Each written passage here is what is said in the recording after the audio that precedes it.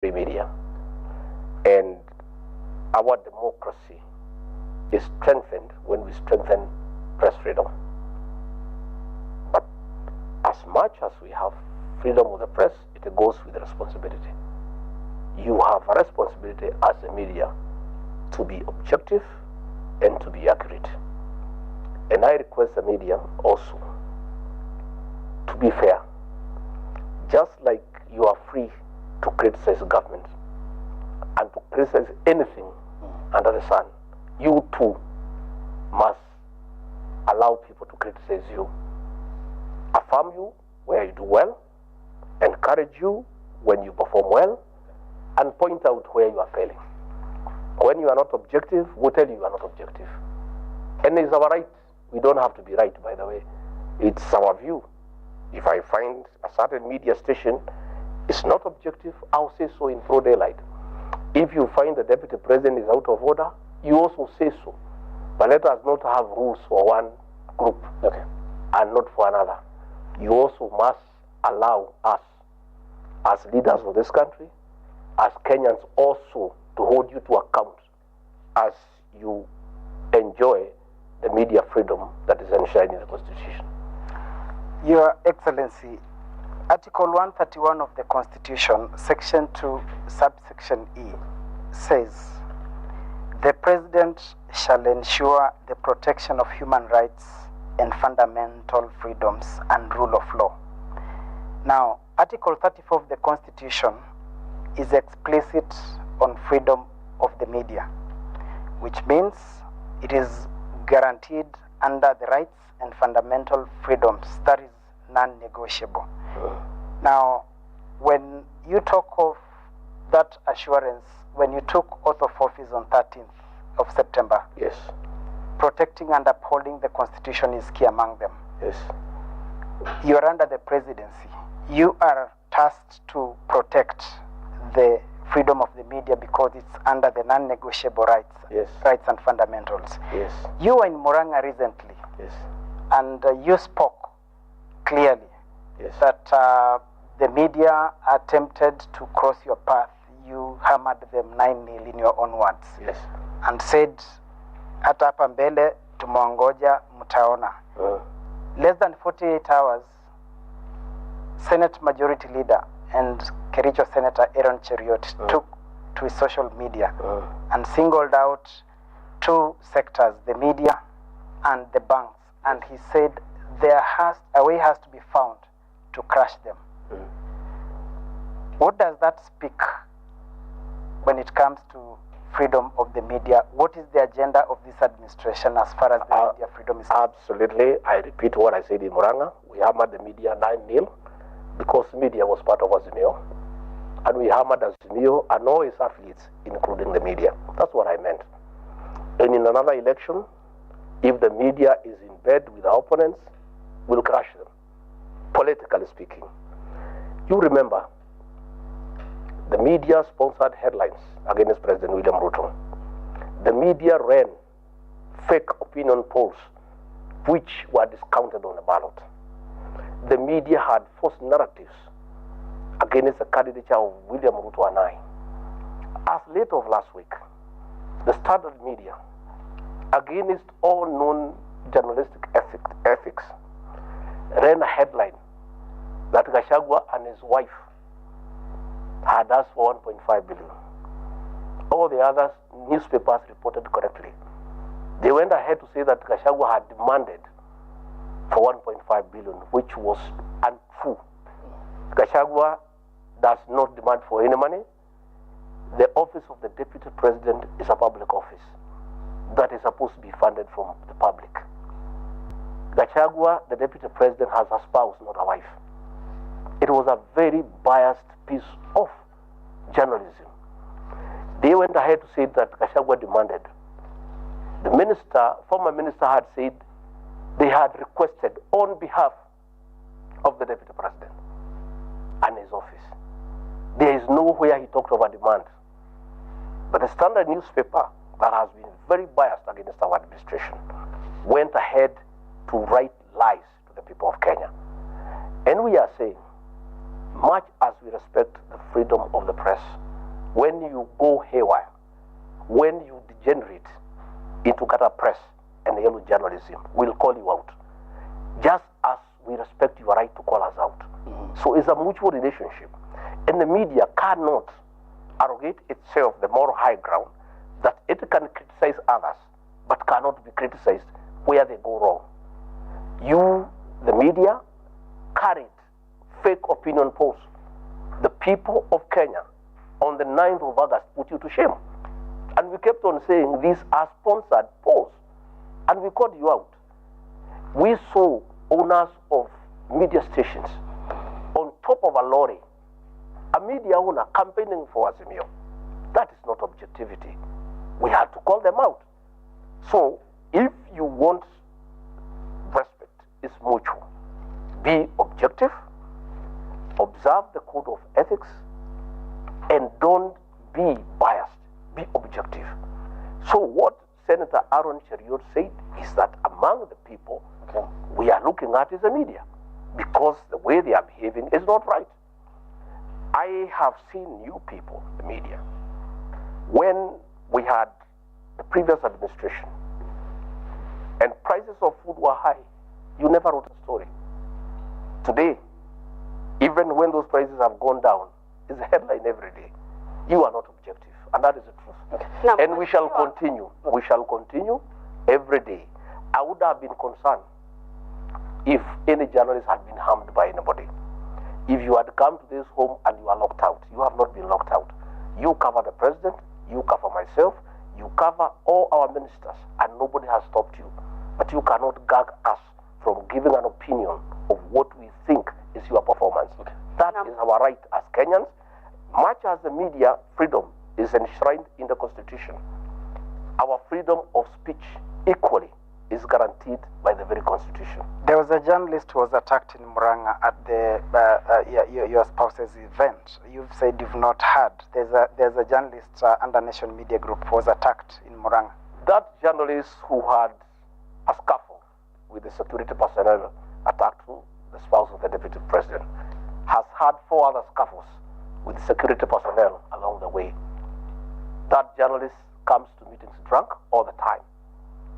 And what will happen is the security people have to do their work. If you come, you are drunk and disorderly in a meeting, even if you are a journalist, you are not above the law. And that is not the first situation. That was the 4th. He had 3 other incidences with former deputy president, now President William RUTO. And it is his habit. Every time there is a meeting in Muranga, he turns up drunk, becomes unruly, and the security personnel, just as the media have a job to do, they also have a job to do to protect the person they have been assigned to protect. Thank you. Na Mheshimiwa Naibu wa Rais, tukisalia tu kwenye hilo swala kuhusiana na uhuru wa vyombo vya habari, unahisi ya kwamba maneno ambayo yanatumika na wale viongozi ambao wanasema ya kwamba wanahabari pengine wana kasoro fulani ni maneno ambayo yanafaa? Kwa mfano, unapotumia maneno kama cartels ama hiyo kucrash, unaona ya kwamba pengine mnastahili kutumia njia gani angalau kupeleka malalamishi kwa wale ambao wanastahili? We'll continue talking about cartels. We know some of the cartels even own media stations. That we know. So it is absolutely correct when the media stations try to protect the cartels, because 2 media stations are owned by the very cartels we are fighting. And we are going to fight these cartels because we have a responsibility as leaders of this country to make sure that we protect the farmers from exploitation. We make sure we protect consumers from exploitation by cartels who have been perpetuated by state capture and conflict of interest. So we know that 2 media stations are owned by the very cartels we have a problem with. Okay, but Deputy President, Excellency Gachagua, you are in a position of power as the 2nd senior most employee, and that mandate you enjoy from the people. Have you lodged complaint as per the laid down procedures, for example, institutions within the media framework? I mean, there is vagueness about people you want to name. You're saying issues of cartels, but have you followed the right procedures and channels as laid down in law? I am a leader in this country. One of my duties is to comment publicly about the issues that I think I need to comment on.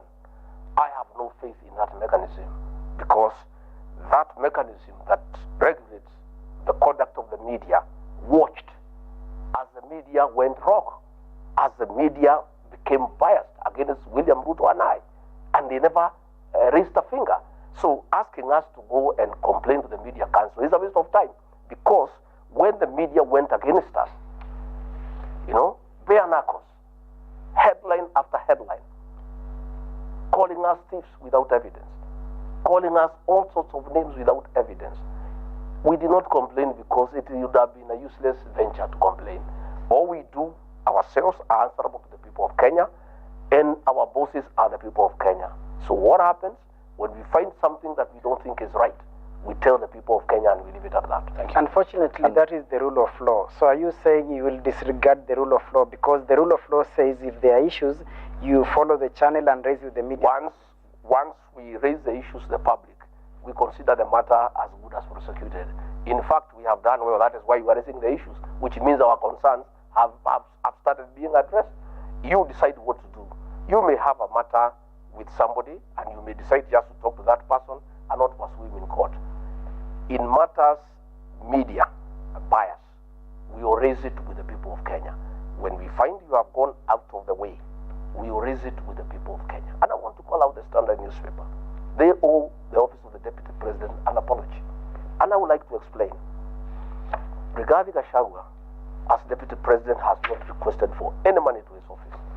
What you must know, and I want to take some bit of time to explain to you, is that Ukuru Yatani, the former CS National Treasury, in conjunction with Kenodia Bogwa, the then Controller of State House, who was the accounting officer for both the office, for both State House and the office of the Deputy President, under the direction of President Uhuru Kenyatta, cut all funds to the office of the Deputy President.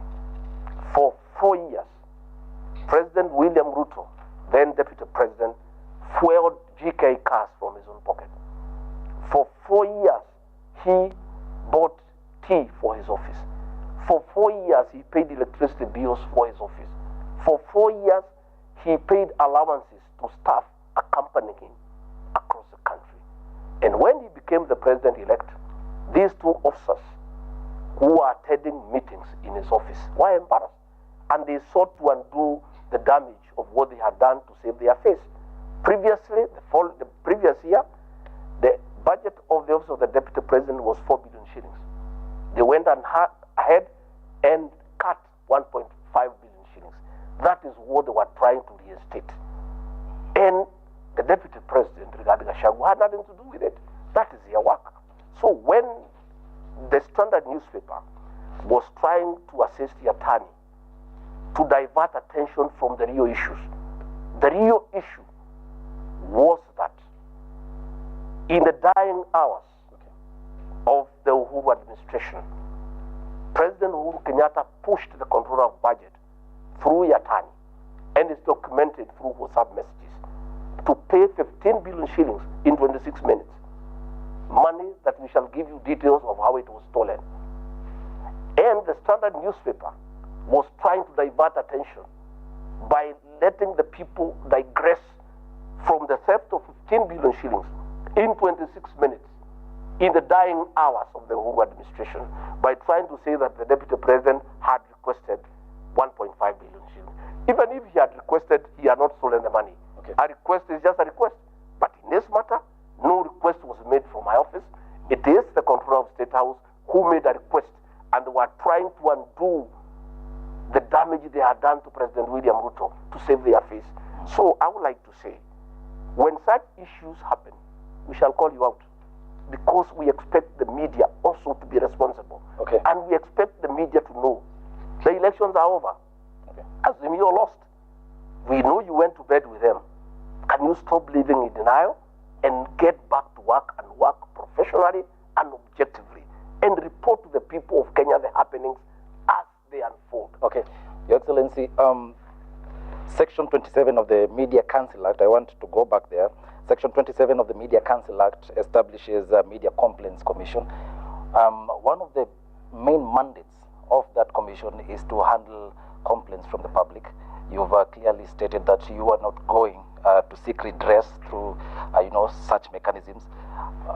Does that mean that now we have two sets of rules, one for the common Mwananchi and then others for the Deputy President? Absolutely no. You have a choice whether to complain or not. Even in normal times, there is somebody who can abuse you, and you decide to live with it. You don't have to report because it's a law against abuses. It's your choice. In our cases, we are leaders. Once we have let the people of Kenya know that the standard is biased, we leave it there. It is the people to judge. And the fact that you guys now are feeling it is very good for us. It's very good for our democracy because we are having this discussion. You expect to be biased, to be subjective, but you don't want to be questioned by anybody. Yet, every day you hold us to account. You hold everybody to account. You don't have that preserve. That is only you who can hold others to account. The media too must be held to account. And we'll call you out when you become biased, when you are not objective. We have a right as leaders, as a country, as a people, equally to call you out. Excellency, before we move to the next itemized agenda, which is on governance, one final question on this. We are a democracy, and you have stated that. You have the right to be offended and the right not to be offended in democracy because we are a secular society. And the media professionals have largely adhered to the code of principle and ethics, which is objectivity and the right to fair coverage for all the parties. You have talked about crushing in terms of political. You have said you will not complain as per the laid out procedure and that you will complain to the people. The people voted for the constitution, which provides for that avenue. We're still hanging, there's something loose about it. Are you assuring the Kenyan people that the freedom of media in Kenya is here to stay for this administration? The freedom of media is here to stay, but you are saying that you have done objective and fair coverage. That is a lie. During the last election, in Citizen News, they would give Raila Odinga 20 minutes and give President William Ruto 3 minutes. We complained, we stopped complaining because nothing was being done about it. Raila Odinga was being given free live coverage. 5 days before the election, on Saturday, I think the 6th, I approached Inoro station. I said I want to buy live coverage. They charged me 4.6 million. I said I'll pay. On the last day, they said, no, we can't give you live coverage. Keep your money. And I was paying for the space. Because Uhuru Kenyatta knew that if I had 2 hours on Inoro TV, 5 days before the election, I would talk to the Kikuyu nation. Thank you. The media has not been fair. It has not been balanced. Probably now that we are having this conversation, it is about time that the media consider that these airwaves that you enjoy belong to the public. Thank you. You have a responsibility to provide fair and objective coverage to all political players within the Kenyan political space. Thank you, Excellency. We now move to the next item, which is on governance and institutions underneath the Constitution, and Jesse Rogers will be taking us through that. Okay, Your Excellency, perhaps just to begin on matters governance, I'd like to touch on your declaration that government appointments are sort of a preserve of those who voted in favor of the Kenya Kwanza government. Just perhaps to put the words into context, quote unquote, this is what you mentioned: the government is a company that has shares, there are owners who have majority shares and those with just a few, while others do not have any. You invested in this government, you must reap. That's what you're quoted as saying, and as a matter of fact, we believe today you agitated for the same message at Tharaka Nithi County while you were with the president, and that begs the question, this is a symbol of national unity, the presidency, and in fact, is it your sincere thought that this is how governments should work? Thank you very much for asking that question. It's a very pertinent question. What I said in Kericho, and I believe in it, is that a government is like a company. I didn't say a government is a company. I said it's like a company. In every company, there are shares. Preferential shares, ordinary shares. When there is an AGM, non-shareholders do not attend the AGM. When there are dividends to be divided, they are divided according to the number of shares. That is the truth. What I said is that as a government, in terms of development, in terms of public resources, all Kenyans must be treated equally. And the president does not dish out development. A Appropriation of funds for development is done by the National Assembly, and all parties are represented through the budget cycle. And therefore, the issue of discrimination, in far as resources are concerned, is non-existent. All Kenyans are taxpayers, and the government of President William Ruto and I will serve all Kenyans equally in matters development. In fact, last month, the President and I, an entire government, were in Luo Nyanza, where we were not voted in what I would call an acceptable manner. We got very few votes, and we are thankful for those few votes. We were in Siaya, unveiling development projects. We were in Homabay. We were doing 2,000 affordable housing. We were doing a Paya at Homabay. We were in Kisumu. Because even if those people did not vote for us, they are Kenyans and they pay taxes. But when it comes to forming government, no president anywhere in the world would invite people to his government who do not believe in him, who do not believe in his agenda, who cannot support him because they don't understand his agenda. And that is where the issue of shares came. That it is by the number of shares that you have with that administration that demonstrates your commensurate commitment to the success of that government. And I give an example.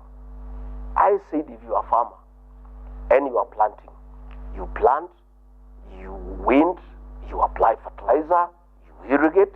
When the time comes to harvest, you go to the shamba and harvest. But a fellow who was standing by the fence, shouting at you and saying, you farmer, you are foolish.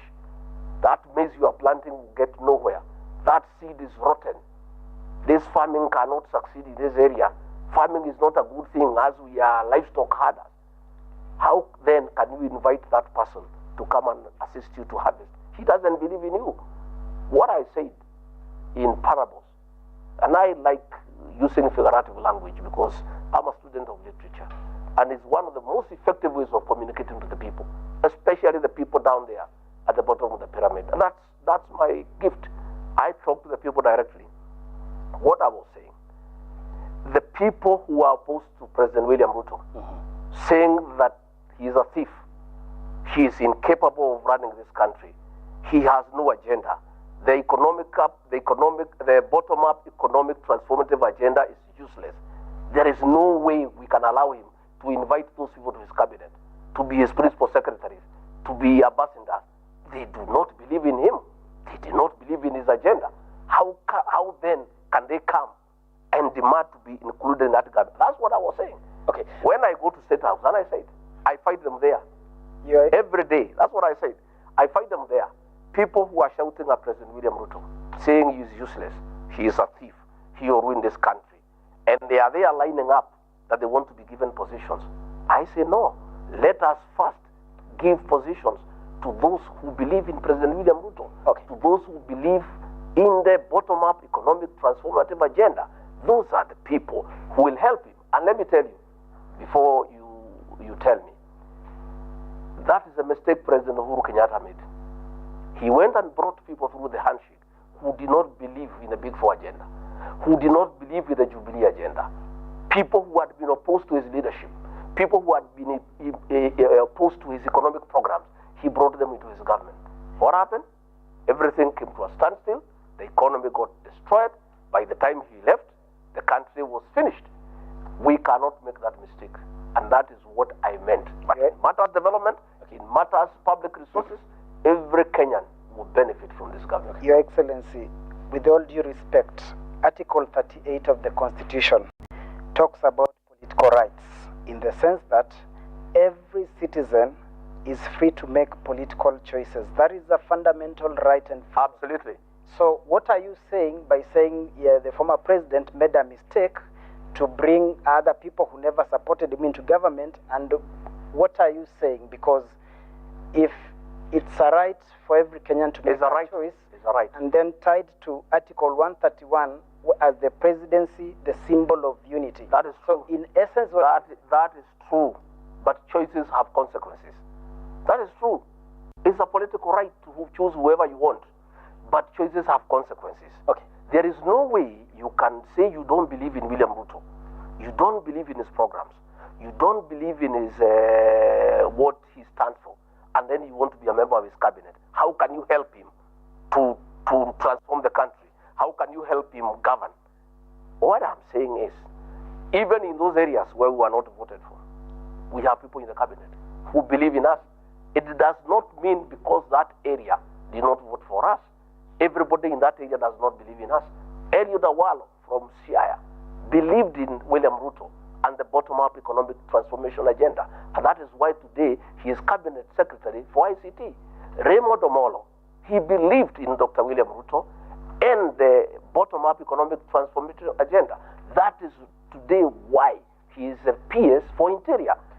Mr. Kobundo is a CS for Trade. We are saying in every part of the country, there are those who believed in President William Ruto and his programs. So what we are telling Azimio people, when you make a bed, you must lie on it. Okay. Don't force us, but to take people who don't believe in us. Among your support base, we have people who believe in us. Those are the ones we shall choose, and those are the ones who will join our government. And in every part of this country, every community is represented.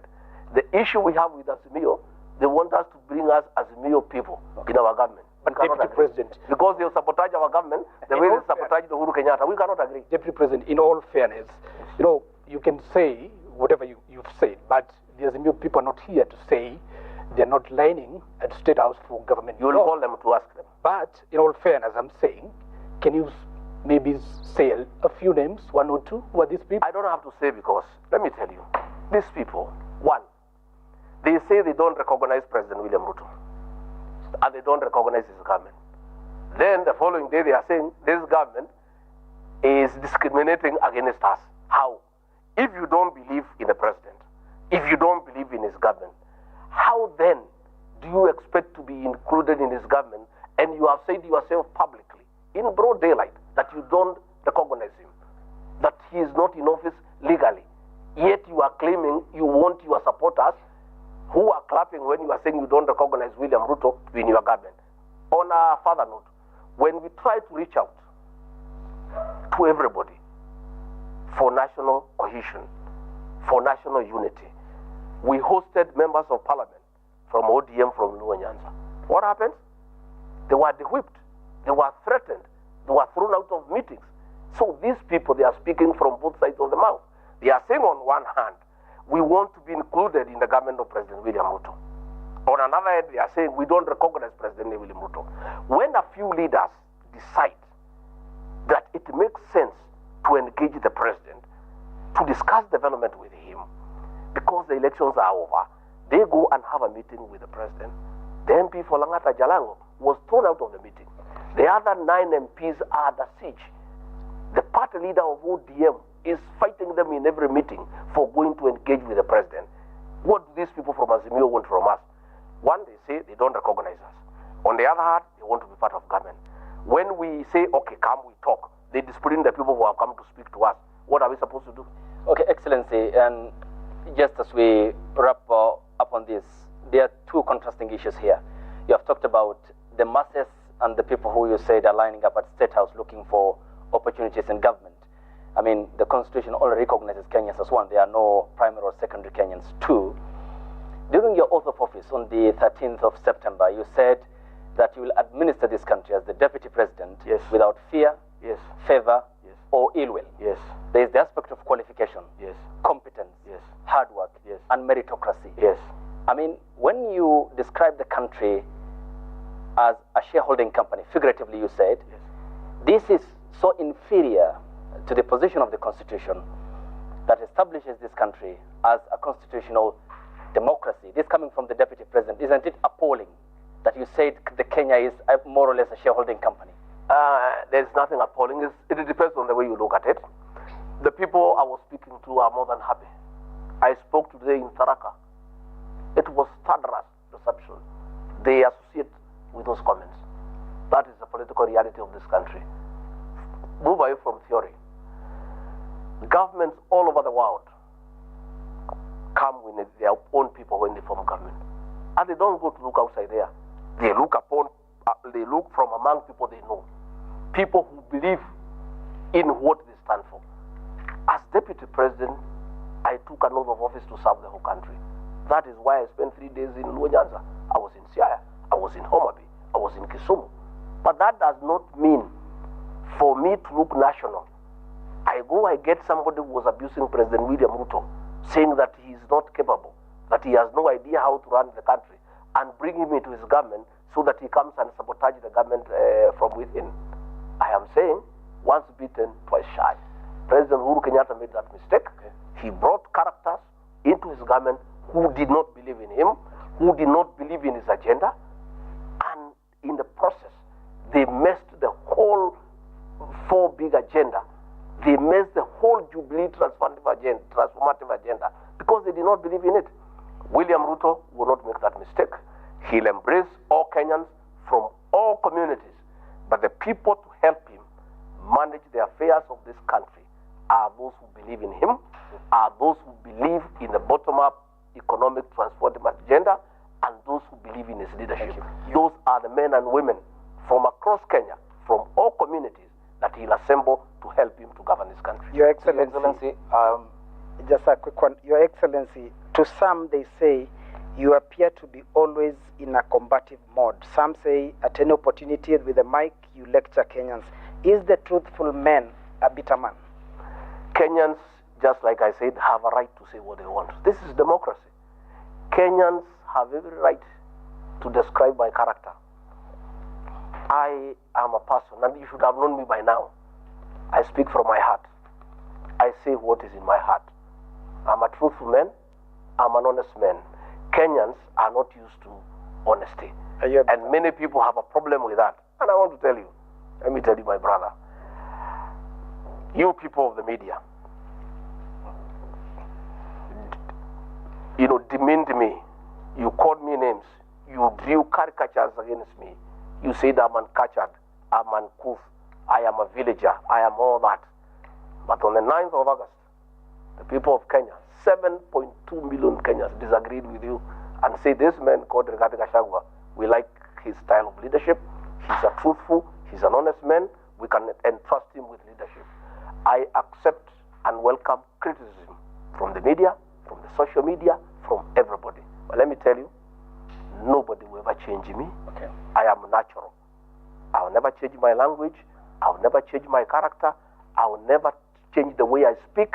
I will always speak from my heart. Unless the people of Kenya tell me to stop. And as I go around the country, because I do, I'm everywhere, Kenyans urge me on. Yeah, they urge me on. So, but I welcome criticism from the media, social media, from columnists. They are all welcome to criticize me. And myself, I know who are my employers. I know who matters in the whole of this equation. I know my preferences. Okay. I know who matters. Okay. That person who matters to me and my leadership is the one I normally talk to. Okay. Not the media. You only put me, by the way. I normally don't address you. I address the people. Okay. I talk to Kenyans, and I have a chemistry with the Kenyan people. And I'm persuaded I'm on the right track, and I'm not going to change. I will remain a natural person. Your Excellency, you've talked about cohesion and reaching out to members, or rather leaders from the opposition side.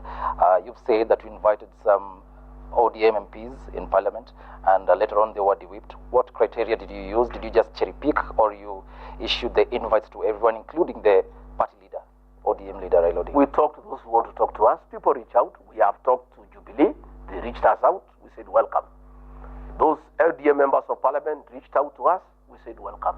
We are willing to engage with anybody who has an idea on how we can improve our economy, on how we can make this country better, on how we can improve the living standards of our people. The doors of President William RUTO are open. My doors are open. You have seen, I embrace leaders like Honorable Kanini Kega, who used to abuse me and say that I should go to prison in Nyeri so that the locals can be bringing me uji. But I embraced him because he reached out. We are not bitter with anybody. What people mistake with bitterness is the truth. You know, many people do not want to hear the truth. When I said in Kasarani that we inherited a dilapidated economy, people thought that I'm bitter with President Uhuru Kenyatta. I was just simply being honest. When I said we got empty coffers, I was simply being honest. People mistake honesty with bitterness. We have no bitterness. We have come in, Jubilee people are with us, ODM people are with us. have taken action against nobody. We have not used the criminal justice system to hunt anybody. We are open. We are saying, come, we talk, we work together. We are willing. We have no problem with anybody. Na matamshi yako kuhusiana na kukaribisha viongozi wote na ya kwamba kama serikali ya Kenya Kwanza mko tayari kuzungumza na kiongozi kutoka upande wote, na tumeshuhudia wengi wakija pale State House ambapo wamezungumza na rais. Je, ni dalili ya handshake? Na vile vile kama Kenya Kwanza unaweza ukasema sasa hivi ya kwamba hauna machungu na wale viongozi ambao wakati wa kampeni walikuwa hawaungi mkono upande wa Kenya Kwanza? I have no bitterness with anybody. Honorable Kanini Kega used all sorts of insults against me. He was instrumental in my problems. He is the one who was working with Uhuru Kenyatta to persecute me. But when he reached me out, I'm a leader, and the elections are over. I told Kanini Kega, come, we work together. I am willing to talk to anybody who wants to talk to us. And we are talking to many people. Some come during the day, others come at night, depending on how they look at things. I'll continue to talk to leaders at night. We'll continue to talk to leaders during the day. And those who are willing to talk to us, we are ready. President William Ruto and I are Christians. We are not faithful. We have no bitterness against anybody. All we are saying is that we must be truthful. If that truth cuts somebody, so be it. There's nothing we can do about it. You know, sometimes when we speak the truth, you think we are against so and so, or we are bitter. We have no bitterness with anybody. We are good people. We've got a big heart. We want to embrace everybody. Let us come and build this country together. On that bit, Mr. Deputy President, someone would argue that you people, even after you were sworn in, you said you want a strong opposition. But here today, your party, UDA, is looking for, to court MPs from ODM and azimio and other parties, including Jubilee Party. Are you not weakening the same opposition? You said you want a strong opposition. We are not quoting anybody, they are quoting us. What do you want us to do when they come to us? When Jubilee MPs want to see the president, he is the president of Kenya, including those Jubilee characters, he is their president. He is the father figure of this country. When they come knocking, our doors are open. We will not lock anybody out. In fact, we believe in very strong opposition. In fact, the problems of this country began with a handshake when we killed the opposition and got involved in a mongrel of a government. You don't know who is opposition and who is government. And there was no check and balance. And theft and plunder of resources started from that day. The president has recommended to the National Assembly various amendments to the Constitution to create the office of the leader of official opposition, so that whoever is there has a platform, a legal platform, to go to the National Assembly, funded by the state, with vehicles, with support staff, with research staffers, to provide effective oversight on government. We have no intention whatsoever to muscle the opposition. We actually want to strengthen the opposition. And that's why we are saying we have no need for handshake. And by the way, there will be no handshake with anybody. If those people want to talk to us on matters of development, we are ready. But them coming to join government, no. We want the opposition to remain strong. We want them to agree with our people in the National Assembly. They agree and amend the Constitution, create the office of the leader of official opposition by law, so that he gets resources, so that he gets support to provide oversight of a government. A strong opposition is a good thing for any country, and we want a strong opposition. On that bit, your new SecGen of UDA, Clifford Malala, is on record saying that you as a party, UDA, you want other parties, affiliate parties in Kenya Kwanza to fold. Do you still hold that thought, that even ANC, the other parties, including PA, including Ford Kenya, do you still want them to fold? That is Marara's idea of making UDA as a strong party. Cleo Marara is a very energetic young leader, and I really have a lot of time for him. When President William Ruto and I and our National Executive Council decided to pick him to be the Secretary General of UDA, is because we really appreciated his qualities, his energy, his passion and vigor. And that is what we need for a party. Probably his style is a little bit different. I have discussed with him. We don't want to coerce anybody to fold up. That is not necessary. He can make an invitation for people to fold up and join UDA. They don't have to. And we are happy the way we are in Kenya Kwanza. We are happy with the existing framework. But if along the way, the constituent parties consider it desirable to fold up and join UDA, so be it. If they want to remain independent within the Kenya Kwanza framework, so be it. So it was just Malala's way of bringing energy into the party. And the president and I have told him to proceed, to market the party, to make it very vigorous, to make it very, very active. But we don't want to coerce anybody. Anybody, if the ANC want to come and fold up, fair enough. If they don't want to, fair enough. We just proceed. Okay, Excellency. Before we proceed to the next topic, which is of concern to the Kenyan people, the cost of living and the economy, which Eric will be starting us off. One final question on governance. And one of the premise upon which your government was formed, and you told the Kenyan people this is a listening government, is the aspect of the rule of law and constitutionalism. You were recently in Nakuru County in defiance of a court order. Why? I was not in defiance of any court order because none had been served on me. Okay, let me just continue. This was in relation to the removal, the recalling of Peter Mwanzo, the former Nakuru County commander, who was in Nakuru County to Vigilance House. And you said you went there knowingly that these people are not going anywhere. That's what you said. I quote you verbatim. I've come here with iron sheets, food, and 10,000 for each of the family evicted. The county commander has been removed. Two quick questions there. Why did you defy a court order? And was the former county commander recalled to Vigilance House by that directive that you made in Nakuru County? I did not defy any court order because none was served on me. You defy a court order if it has been served on you. Let me say the following. We are a country of the rule of law. We are a country that obeys court orders. There was no court order as far as I'm concerned. Okay, were you issued with your court order? No, I have not been issued. You are not party though. So there were two parties in court. Listen, let me finish. Allow me to get the... I know what you are saying. Okay. I'm explaining. Okay, but you are not part... That court order did not direct the police commander to oversee the destruction of property.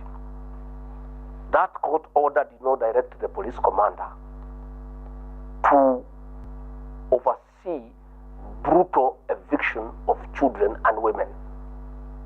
That court order called for eviction.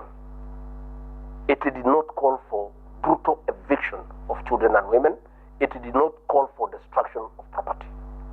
What we have told police, and I want to repeat here for the record, if there is a court order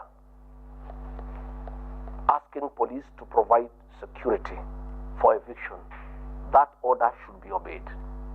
But there is a way to obey it. Which is the way? I am explaining. Okay. You table that order before the county security intelligence team to discuss the manner of eviction. One, to ensure there is no eviction done at night. There will be no night eviction in this country as long as William RUTO is president. Why do you want to evict people at night? So that you steal their property, so that there is no accountability, you rape women, you rape children. There is nobody in this country, as long as William RUTO is president, no police officer anywhere in this country will oversee an eviction at night. That is one. That eviction was done at night. As a signal had been issued when President William RUTO came to office by the Inspector General of Police, directing all police commanders in Kenya that there shall never be a night eviction. That is why we removed him. During the night, property belonging to those poor men was stolen. Women were raped. Property was destroyed. I am Deputy President of William RUTO. I cannot sit in Nairobi when an overzealous police officer, using police officers paid by the public, using guns owned by the people by the taxpayers, using ammunition, go and oversee a brutal eviction in the middle of the night. against helpless women and children. That will not happen. Number two, the police in that county committee on security and intelligence, a discussion will be arrived at on how to evict people in an orderly manner so that people are not brutalized. We have come from a government, the government that was there, the Uhuru administration, that was heartless, that brutalized its own citizens under the supervision of police.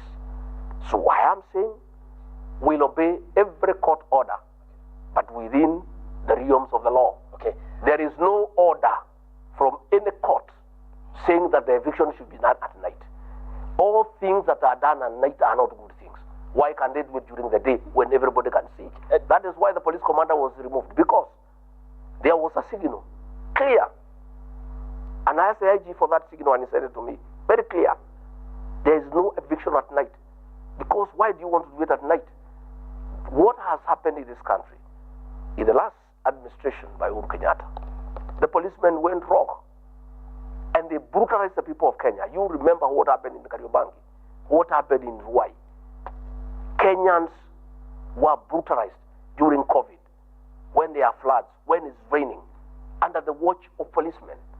I am saying that will not happen, and that is why I went to Subukia to apologize to those people that our own government, a government they elected to office, on the platform of not allowing brutal evictions, had actually supervised brutal eviction against the people of Kenya. Just on yes or no is aspect, because still to quote you verbatim,